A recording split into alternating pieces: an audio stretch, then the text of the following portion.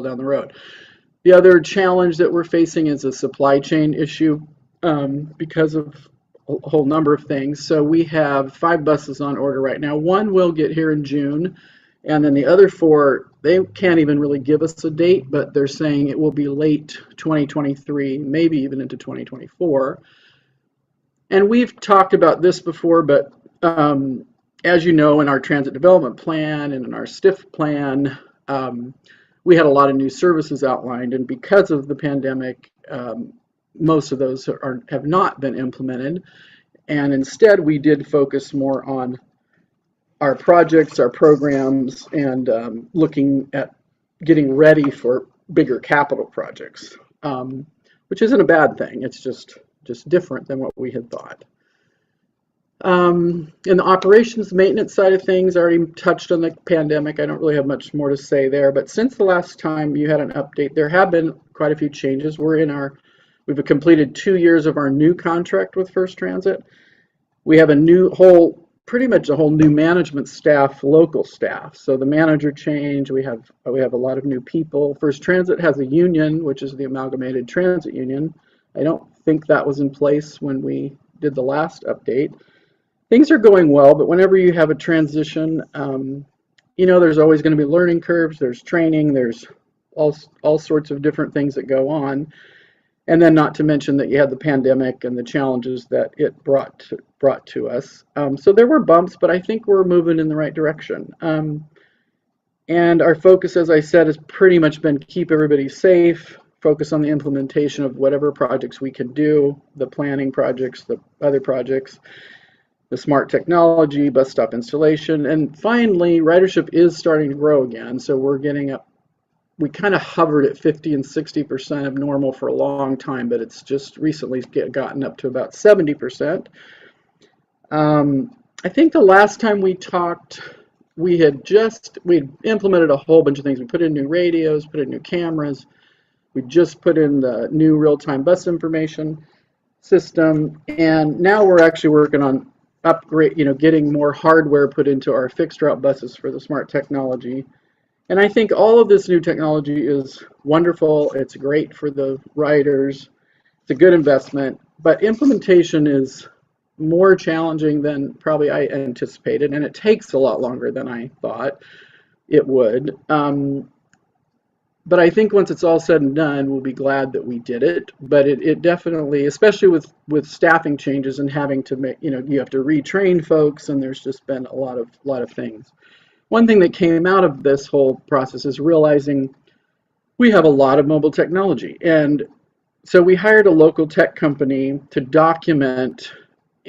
Our county IT isn't really in their wheelhouse, and they don't really have time, and so we got it up. They gave us some recommendations to some vendors, and so we did a process and got somebody on board who's documenting all the mobile technology, figuring out how it all works together. What do we have? Coming up with a assessment, and then helping us figure out, okay, where are their gaps? Are there things that we can do so that long term we have the kind of support that we need and to keep these things going and working the way they should. So I expect that report will be done in the next month or maybe 2 at the most, and then that will come to you, so you'll be able to learn more about the project and what we may need to do in the future.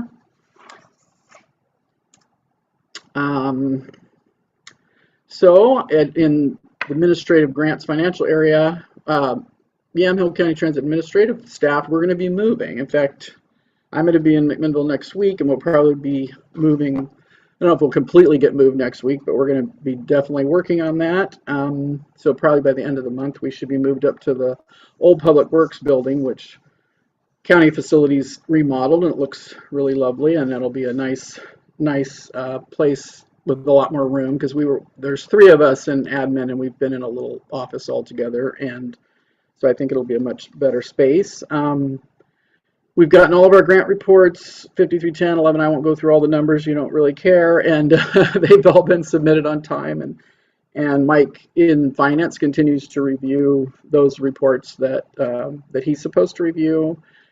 The new round of the State Transportation Improvement Funds, what we call STIF, it added some even more reporting requirements and changes. So in this new 21 to 23 biennium, we've been making some adjustments to their new added reporting requirements. Yamaha County Transit submits about 15 reports a year. We do what's called the National Transit Database, drug and alcohol testing, disadvantaged business. The list goes on and on. I won't bore you with it all, but the bottom line is we haven't had any issues. They've all been submitted on time, and so things are good in that area. I already mentioned the billing. That was kind of been on my list for a long time, so I'm really happy we finally gotten that resolved with First Transit. That really helps us with our reporting because their billing wasn't set up in a way that helped us when we were doing our reporting. So now it's much better and easier. Procurement, I'm going to jump ahead for a second between past grants and budget, talk about procurement. We have quite a few projects underway that are, the procurement process is rather lengthy, and to meet all the state and federal rules, it takes a lot of time. I would say a typical simple procurement is probably 1 to 2 months, and more complex can be 2 to 6 or even more before you actually have a contract in place. So I'm proud of the fact we finally got a request for qualifications done. So we have 6 or 7 vendors who are professional vendors who can do projects like the coordinated plan update and bus stop installation project, and those they're on a we've already done, like, checked all the references, looked to make sure they're qualified. So we have a list that we can go to and then get bids from them, which helps a little bit in reducing the time it takes to conduct the process, but it still is time consuming. And I mentioned that not to complain, but just if you wonder, like, good grief, why don't they get this done faster? That's sort of one of the reasons. I know there's going to be a lot more grants coming down the road here soon due to probably the infrastructure funding, and obviously we've done budgets since the last time you met, and that's always a process that all of us go through and is somewhat time consuming, but I always kind of like it because it actually makes you stop and think and look out to the next year, and so I always find it kind of I don't know, I just like the budget process. I'm weird maybe, but we have, to talk a little bit about asset management, we have 5 buses on order. One, as I said, would arrive probably in June. The others, we don't know, 23 or 24. We're all ready to order bus stop signs, poles, and all that. So as soon as we have a new vendor on board and finish a couple of the issues that need to be resolved, we can get those ordered. So I think we should be able to complete phase 1 this summer. Fleet transition plan, I'm just working on the scope of work for that. That isn't quite ready to go out yet. We did hire Waterleaf. Oh, I have a typo there, sorry, Transit Center remodel. We have Waterleaf Architects is developing a plan and cost estimates to do a little bit of remodel at the Transit Center. The Transit Center at 800 2nd Street. We've had some issues with, like, the bathrooms and just little things that just need to really be fixed, signage and a few other issues. So they are coming up with a plan and some cost estimates, and so that will come before you once they're finished, and you'll be able to approve or not with the recommendations related to that. We're continuing always to work on our inventory. We have a really good inventory of buses, shelters, radios, cameras, etc. But we have a lot of other little miscellaneous things that when I order new buses, a lot of times I'll order, maybe we want to have an extra alternator, or we want to have extra seat inserts or whatever, those types of things. So we've been working on both finding storage locations and having good inventories. And then with all this new technology, that's kind of a new added area of inventory that we have to do. And right now it's about time for our annual bus inspections, so those will be taking place in the next month. Customer information and marketing. quite a bit's going on in this area. You know, transit's been in Yamaha County, I think, since the 70s. It has kind of an interesting history. I was going back and looking at it as I'm thinking about the 10th anniversary. But since the county took on the responsibility of transit and hired First Transit, it's been 10 years. And I was hoping I'd have all the ridership numbers, but I think when I looked at it last, we were at a little over 2.5 million rides since the county started managing the system. So we plan to kind of celebrate this 10 years, and we have and campaign around encouraging people to ride the bus, and also talking about the 10th anniversary with gas prices at $4 plus, and who knows what's going to happen. And now that we can actually kind of encourage people to ride the bus, we'll be just linking all those messages together and trying to build up to the Remarkable Rider Day, which is the first Monday in August. We've been meeting weekly about our new website redesign, and I was hoping today I would have a sample to show you. But the next time we meet, when I come to the board, I have a lot of things coming to the board this month, so before the end of the month, so I'll bring you some visuals so you can actually see we've been making good progress, and I think we're pretty much on schedule for getting that project done. We continue to do monthly flyers, rider alerts, auto emails to our stakeholders, that kind of thing.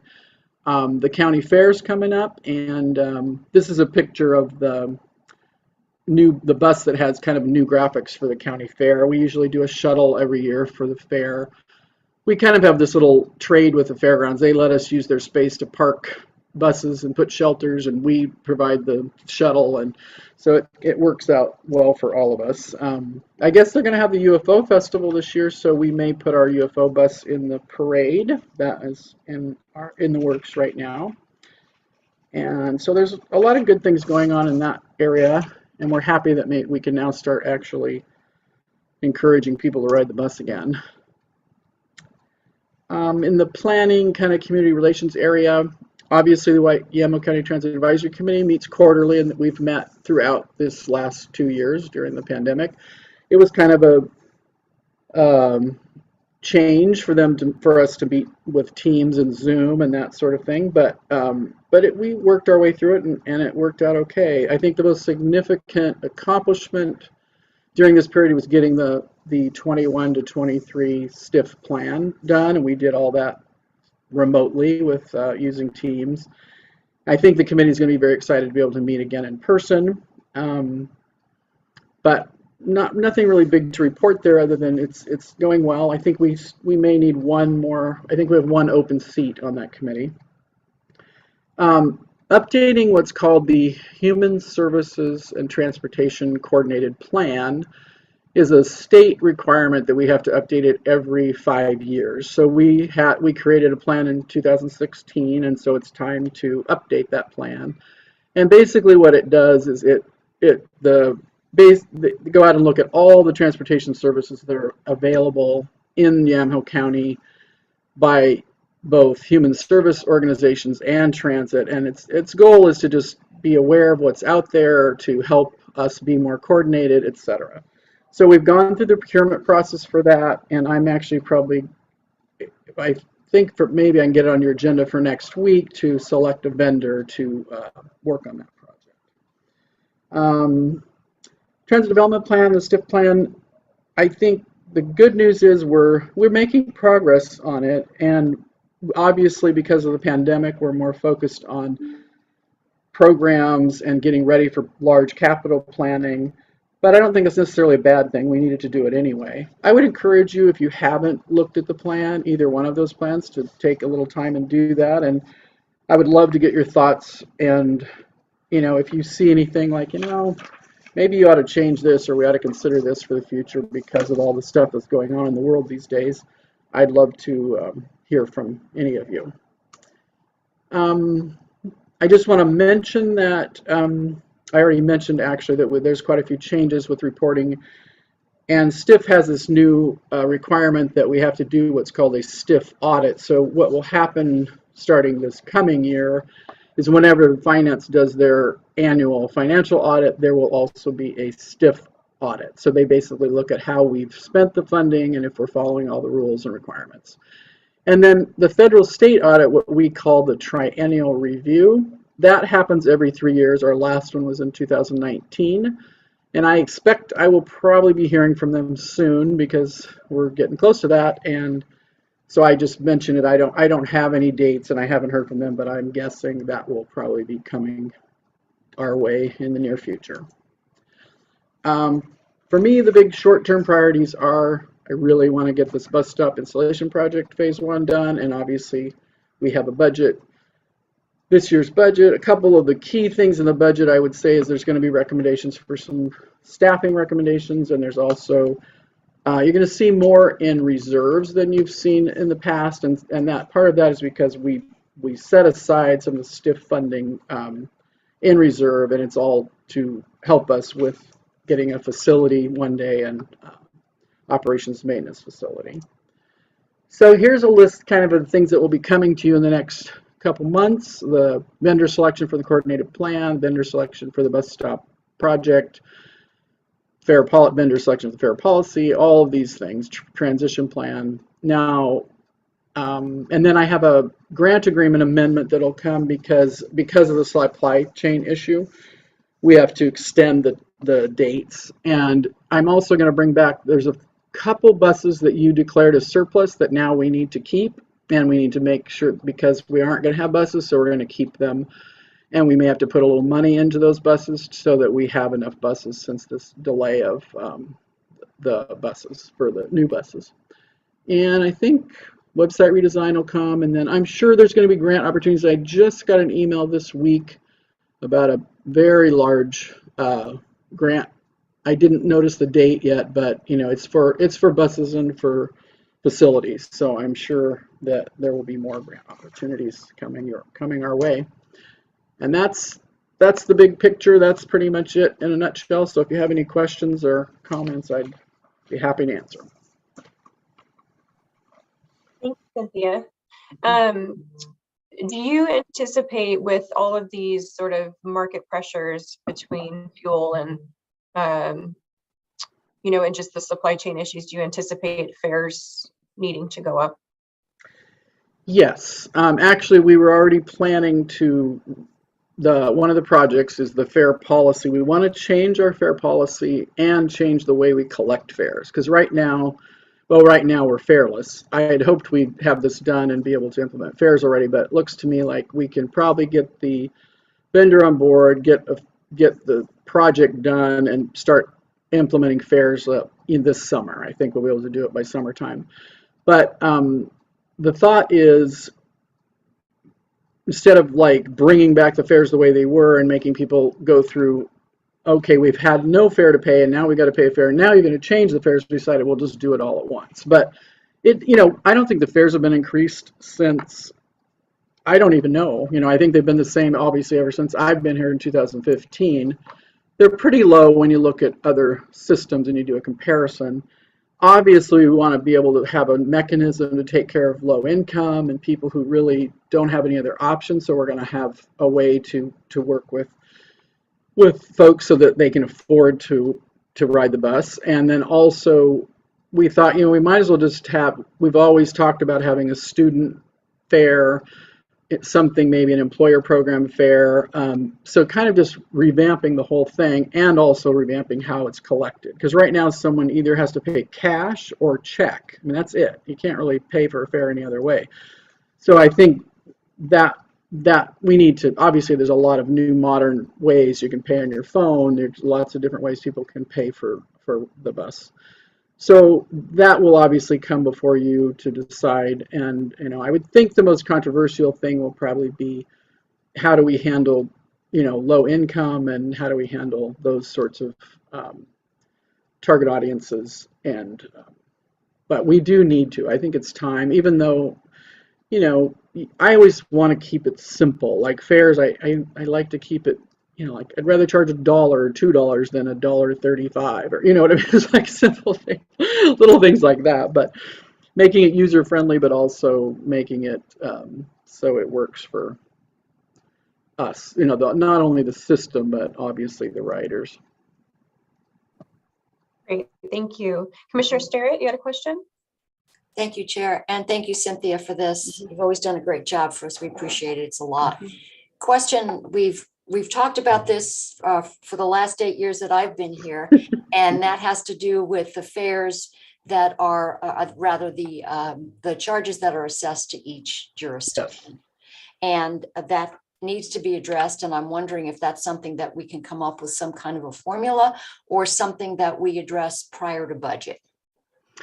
I will say this, we did send letters out this year, and I was pleasantly surprised that we had a better response than I've ever had since I've been here. Meaning, I've kind of felt like finally everybody gets the fact that they're part of the district, that, you know, we're not like a, you know, we don't belong in their grant program to give us a donation or whatever. You know, it's like they need to decide, you're part of this, and can you pay, and what will you pay? And we haven't got, they all said they would put it into their discussions when they were doing their budget process, and I asked for, you know, more money from everybody. So it'll be interesting to see what what the cities actually pay. So that's, I just want to mention that. As far as an actual system, before COVID, we had started down the path, and we were talking with the YCTAC committee about that very thing, like what, you know, about local funding and about all of these issues in the broader context. So, and we have in the transit development plan some comparisons to other systems, etc. I think it's now that we probably will be meeting in person soon. We can certainly add this to the YCTAC agenda and start talking about it again. It got held up a little bit because we were having that whole discussion about transit as a district versus, you know, the structure of everything.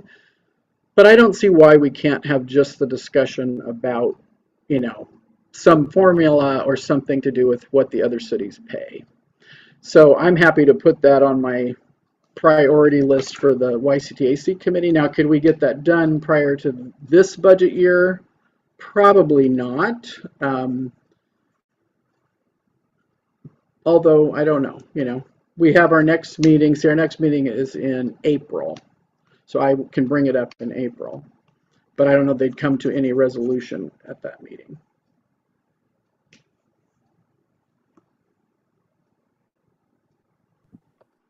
And I will say, Chair, if I may. Sure, I just didn't know if Commissioner Sterrett had a follow-up. No, maybe she did. thank you. There she is. Thank you, Cynthia. I couldn't Thank you. unmute. Thank you. I did the count to 3 and look for the unmute before I jumped in. But I just want to thank Cynthia again and again. I actually find it pretty comical when you're like, oh, here's 1 or 2 words on a long list of here are the things I'm doing, or my team is doing, and then it represents so much work, each one of those little words. So thank you for continuing to do all this work and to pursue new federal funds while you're struggling with supply chains and getting buses in and getting them set up and keeping vendors around. So I just thank you for that. And thank you to the team at First Transit for continuing to drive all through a lot of wild weather that we've had lately too. Yeah, I will thank them. Yeah, they've done a good job. I'm happy with that. Thank you. I appreciate that, Casey. Absolutely. Thank you. And we love hearing the positive feedback from the community too. There seems to be a lot of it that comes forward, and a lot of appreciation for what you do. So thank you. We've gotten a few more complaints lately, but you know, it's just how it is. Sometimes you go through waves, but and I think some of that is transition because we have the management transition, and there's always learning curves and things like that. But and we're working on a more formal process for how we address complaints. And I think the new website is going to be really helpful with that, because it'll be a much better tool when people have complaints, and we'll be able to have a more formal process for responding. I mean, I think we handle them fine, but it's kind of a loose process we use. But I have gotten a lot more compliments as well as complaints, which is interesting. There for a while, you didn't get anything. I was a little nervous when you get nothing. It's like, okay, usually I expect to get something. Usually complaints, I'm always surprised when compliments come too, but so Well, it's, we get a lot of complaints, so we can yeah. send some of ours. Well, be sure to pass them our way just to make sure we have them if you guys get complaints or compliments, either way. It's always good. Okay, well, thank you. Commissioners, any further questions for Cynthia? No, I don't have any further questions. Everything that I didn't know what was happening with, I know now. Okay. Well, thank you all very much. Have a good day. Thank you, you too. Thanks, Cynthia. Bye-bye.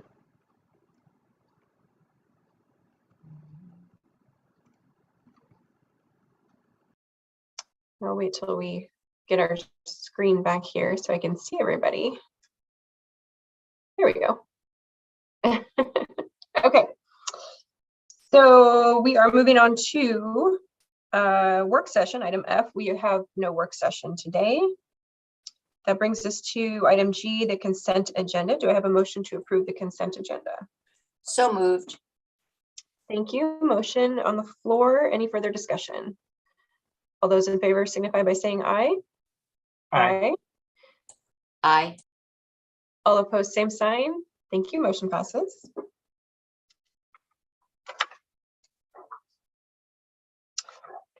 And that brings us to item H, which is old business. Item H1 is consideration of approval of the findings and written decision in support of a mass gathering permit for the 2022 Memorial Weekend boat races at Rogers Landing Park to be held on May 26th, 27th, 28th, and 29th. Applicants are Newburgh Boat Club, Columbia Outboard Racing Association, as tentatively approved on February 17th, 2021. And this was continued from February 17th of 2022. I believe that's a typo though, right? Should be as tentatively approved on February 17th, 2022 on the agenda. Yes, Chair, I believe. And Chair, with that duly noted, a correction to 2022, I would move approval of item H1. Perfect. Thank you. Motion is on the floor from Commissioner Kula. Any further discussion? No. All those in favor signify by saying aye. Aye. Aye. All opposed, same sign. Thank you. Okay, item I, other business. And I think for most of these, I will, I'll call for the motion and then if there's discussion, we can go through it instead of pausing to see if we have comment.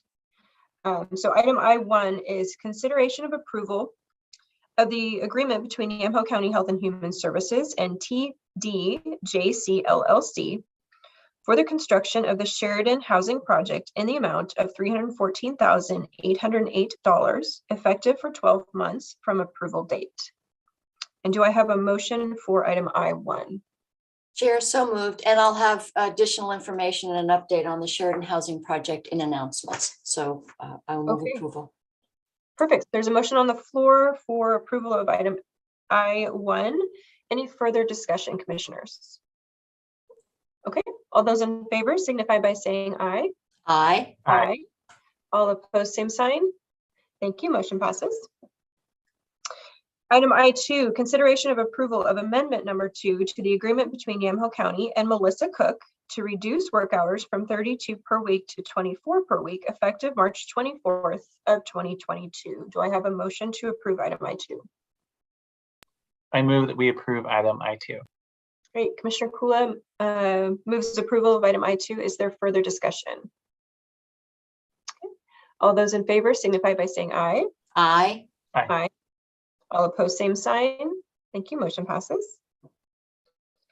Item I3, consideration of approval of amendment number 1 to agreement number 173153 between Yamhill County and the Oregon Health Authority, Board Order 21-490, to update special conditions language for the financing of community mental health addiction treatment, recovery and prevention, and problem gambling services retroactive to January 1st, 2022 through December 31st of 2022. And do I have a motion to approve? Chair, so moved. Okay. Motion on the floor. Is there further discussion, commissioners?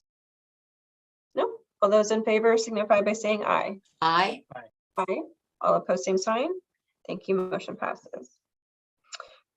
Item I4, consideration of approval of a memorandum of agreement between Yamhill County and Oregon Health and Science University, OHSU, for the Nutrition Oregon campaign in the amount of $10,327.97, effective February 1st of 2022 through January 31st of 2023. And do I have a motion to approve? Chair, I move approval. Okay. Motion on the floor. Any further discussion, commissioners? No? Okay. All those in favor signify by saying aye. Aye. Aye. All opposed, same sign. Okay, motion passes. Thank you.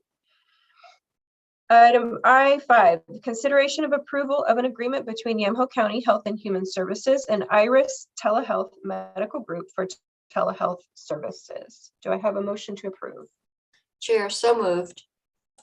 Okay, Commissioner Starrett moves approval. Commissioners, any further discussion? No? Okay. All those in favor signify by saying aye. Aye. Aye.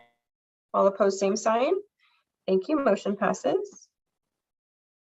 And that brings us to item I6, which is consideration of approval of selection committee members for the Yamhill County Investing in Nonprofit Organizations Grant Program. And I think on this one, we'll have some discussion first with Ken and Carrie Martin. Yeah, I see that Carrie's joining. Apologies, I believe the commissioners got the memorandum. Carrie was in the process of getting confirmation with each of the committees, and there was a couple folks where names were submitted that we were pending a confirmation back. And so in an effort to keep it moving, you'll see a note on the memo for those that we haven't heard back from, but we thought, if for some reason that changes and they decline to participate, we can have a follow-up discussion there. But Carrie put together a really nice memo with the list, also provided an overview. And what I'll do is I'll turn it over to Carrie, and she can talk about the applications that we've received so far and what's going to be reviewed. Hi there. Good morning. I'm having trouble with my camera, so I'm just gonna leave that off. Commissioner Starrett, did you have a question? Were you raising your hand? Yeah, I just want to make note, I'd sent Ken an email regarding Jason Fields has responded positively, and Mike Googler is again pending a response, but Jason responded this morning, so we can cross him off the list or put him back on the list or whatever. Thank you. Okay, did he also copy me on that, or was that just you? No, he didn't, but I can send that to you. Okay, just so that I can add his some more information for him. So we have the list of the applications that we received, and you can see first we received a lot more requests than we have allocated money for.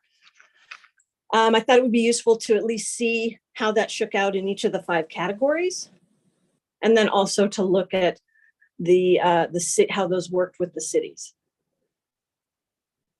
So we won't know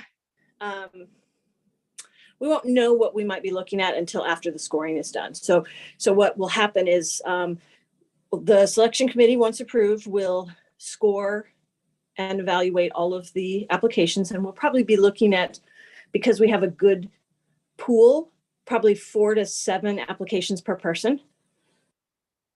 And then I'll rank those. And then when we come back on the 31st for the recommendations, then I'll put together a variety of scenarios. Hey, Carrie. Yeah. Yeah, so I'm going to jump in here really quickly, because just in the interest, because not everyone has seen this, and we'll make sure that we get the memorandum added to the packet. But just for anybody who's watching, just to quickly recap, for the nonprofit grant that we opened up, we received 51 applications. The request total is $8,822,976. You know, so that's you know, more than $6 million more than what we have available to, you know, to fund, that we have identified as part of that funding. So I just wanted to share a little more detail around what the committee is going to be asked to review, because again, there's a lot of applications to go through, and you know, we just have just over $2 million identified. So, you know, it's going to be a challenging process to review all 51 applications and to narrow that list, and then to prepare a recommendation for the board to look at. So sorry, Carrie, I just wanted to share those extra details. Yeah, I couldn't tell if you.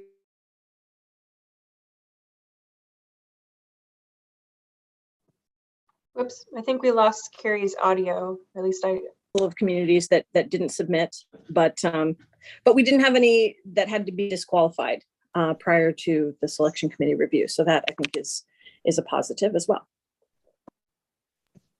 Yeah, you cut out there for a minute, Carrie. Yeah, we're having lots of problems this morning. So yeah, so I was just saying that we had pretty good representation from the different cities throughout the county. So that's always a positive thing. So that'll be another piece that'll be reflected when we come back with the scoring, is to say, you know, this is how the distribution is. So you have a lot of different ways of evaluating that. sounds good. And it's impressive to see so many community members step forward and want to volunteer for this. So we thank them for that as well. It's hard work to go through these. This is not something that we're gonna decide on today, but I was gonna ask Jody if we can be prepared for whatever, because all three of us work with some of these organizations, these nonprofit groups. We've donated money. Some of us serve on the boards. We have family members that do. So I've seen a little bit of issues come forward in some of the cities that have given out ARPA money, and people are starting to claim conflicts of interest. And I just want to make sure that we are totally above board when it comes to making these choices. And so as long as we have a clear, idea of what we have to declare, if we have any interest in these groups, or, if we volunteered or served or whatever, if we could kind of get a legal opinion on that so that we're ready for that. Sure. Without knowing I'm not sure where the funds are coming from that are funding this group, but it really will just depend on the money coming from. I'm assuming this is coming from the feds, possibly. Yes. Yes. Yeah. This is ARPA. This is ARPA money. Okay. There's going to be language in the ARPA agreement, or I guess there's rules probably out at the moment. As long as we're abiding by those, we should be fine. If there's ever any doubt, though, absolutely you should declare that and probably step back from any decision-making requirements. So what I do for the selection committee, once that is approved, I will send each person a list of the applicants we have received, just the organization name, and also a form for them to identify if there are any conflicts of interest that they have individually. And so if you would like, I could send that to the three commissioners as well. Yeah, that would be great. I just, I'm not putting Commissioner Sterrett on the spot. But you serve on YCAP's board, right? So if we are considering a YCAP application in whatever comes out of the committee, the selection committee, what do we have to do to make sure that we're okay in terms of declaring? So. Yep, I'm happy to do that. Okay. Yeah, because I realized that one of the challenges, especially with that specific discussion, because we haven't shared the details or the list of the 51 applicants that have come forward. So once we're able to compile that information and get it ready, we can get it out. And so then you can actually take a look at the list of the applications, and then you could always circle back with county council as well if there's questions or concerns with any of the awards once we get a little further down the path. Okay, sounds great. And then forgive me, I don't have the list in front of me, but Carrie, how long are you giving each committee member time to score? So I am scheduled to bring back the recommendations to the board on March 31st. March 1st, okay. So that gives them a really solid 14 days once I do the orientation and get all the conflicts of interest documented. That should be more than enough time for them to do that. It's entirely online through the portal. And as I said, because we have a good number of reviewers, it won't be as onerous as the water and sewer grants. Okay. Commissioners, any further questions?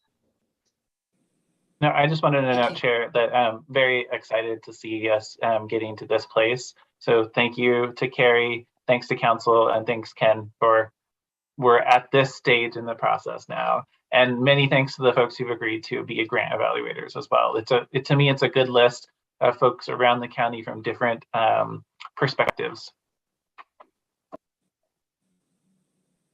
Absolutely. Thank you. And I'll be sure to look through the list for any conflicts of interest.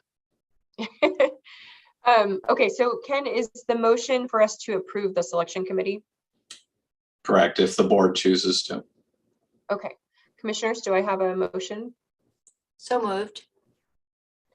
Okay, Commissioner Sterrett moves approval of the Yamhill County Investing in Nonprofit Organization Grant Selection Committee. Any further discussion? No? Okay, all those in favor signify by saying aye. Aye. Aye. Aye. All opposed, same sign. Thank you, motion passes. And thanks to all of those volunteers. And thank you, Carrie, for bringing that forward. Thank you, commissioners. We'll be back soon. Sounds good, thank you.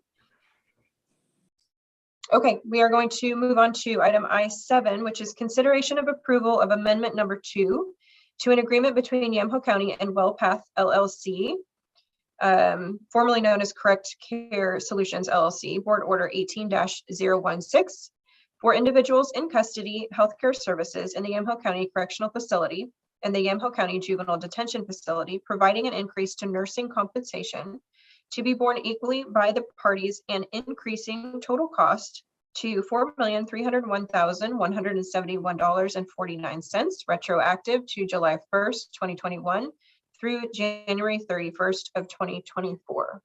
And do I have a motion on the floor? Chair, I would move that we approve item I7. Okay, Commissioner Kula moves approval. Any further discussion? No? Okay, all those in favor signify by saying aye. Aye. Aye. All opposed, same sign. Thank you, motion passes. Item I8 is consideration of approval of the addendum to the agreement between Yamhill County Health and Human Services and Stericycle, Board Order 14-644, to add the Family and Youth Program to the service agreement for an additional rate in the amount of $600 per month, retroactive to March 3rd of 2022. Do I have a motion to approve? Chair, I move approval of item I8. Thank you, Commissioner Sterrett. Any further discussion? All those in favor signify by saying aye. Aye. Aye. All opposed, same sign. Thank you, motion passes. That brings us to item J, which is public hearings. We have no public hearings today. And item K is announcements.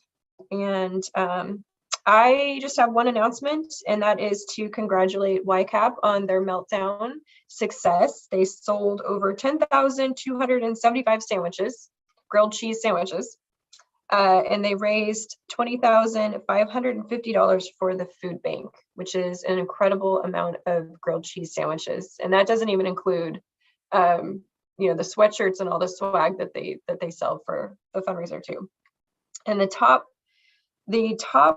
selling restaurants were the Grain Station, the Diner, and Rib Slayer. So those ranked in the top 3. I don't know if you commissioners, you had any of those. My husband's all about the meltdown, so he had many sandwiches. But that's my. I'm just impressed by how many sandwiches that is. It's a spectacular amount. And until fairly recently, I didn't understand until I talked to Alexandra about this, about how valuable cash is at the food bank for being able to purchase goods at a higher nutrition level that can go out to the local food pantries. So it goes really far. Absolutely. And they do it within 20, it's all within February. So 28 days, they have to raise all of this money. So it's really, really cool to see. It's a wonderful community event too. Commissioner Sarah, did you have any announcements?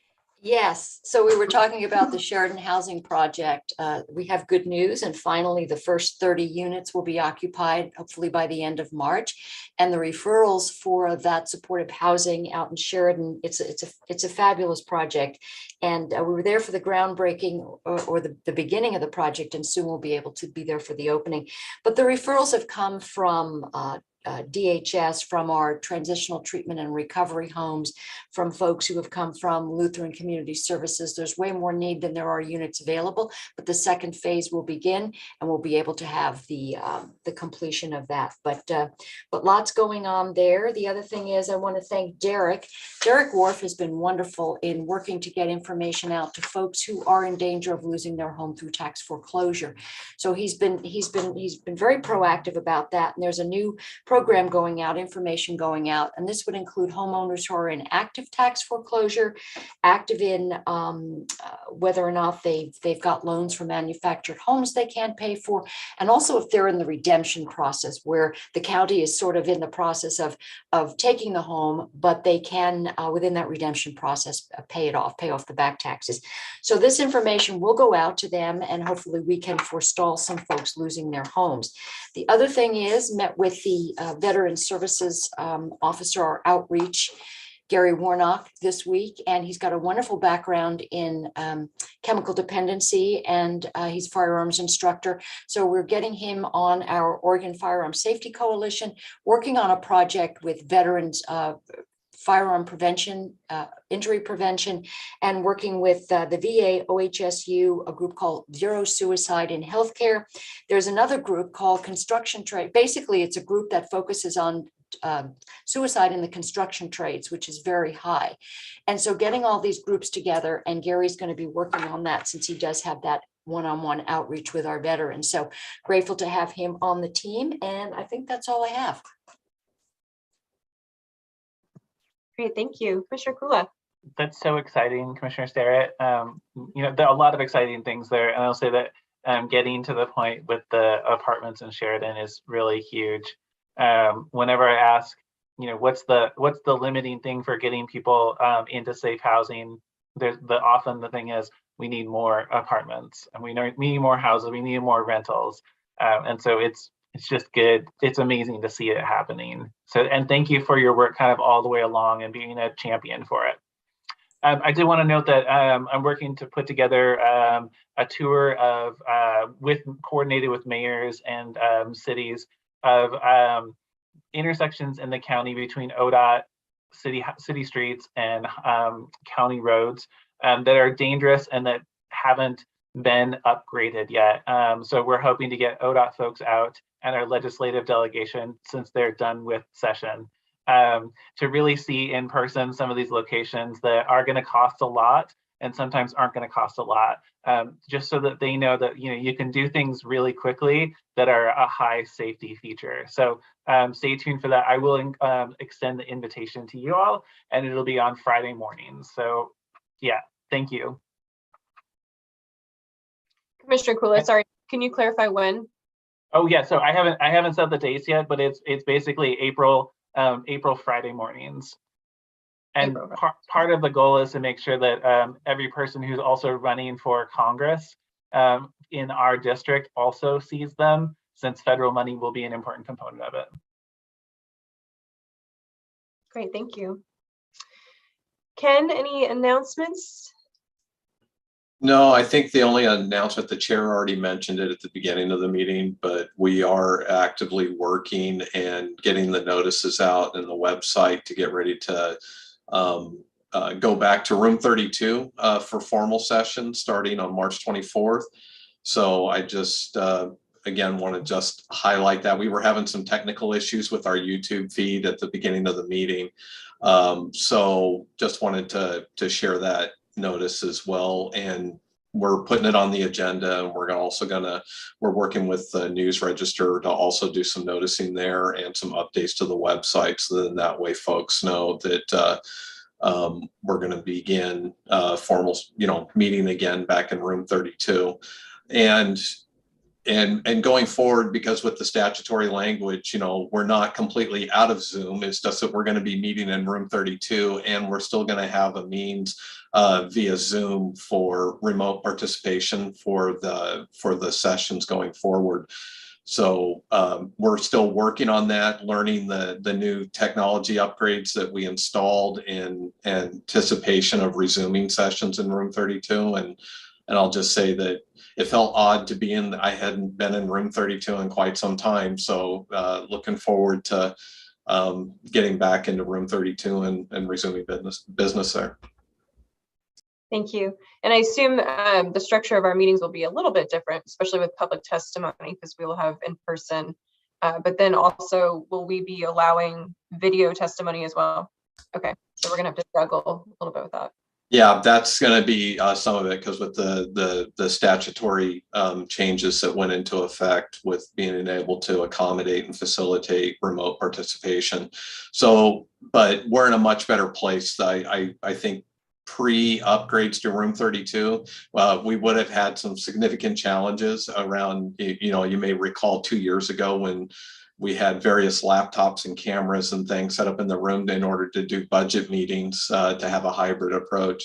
And now we have a much more seamless system that's installed in the room that, not to, you know, we're fingers crossed and we're still learning how to use the system, and no technology is perfect, but we're anticipating it's going to be a lot more streamlined in being able to accommodate those requirements.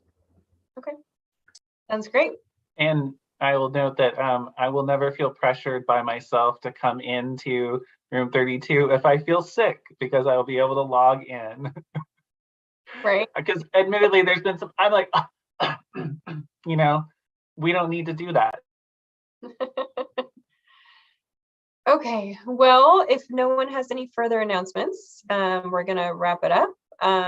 It is 11 o'clock. That was a very quick meeting. And just a reminder, I think we spring forward on Sunday. I think it's daylight savings time, spring forward on Sunday. So hope you have a wonderful weekend and enjoy this beautiful sunny day. Thank you.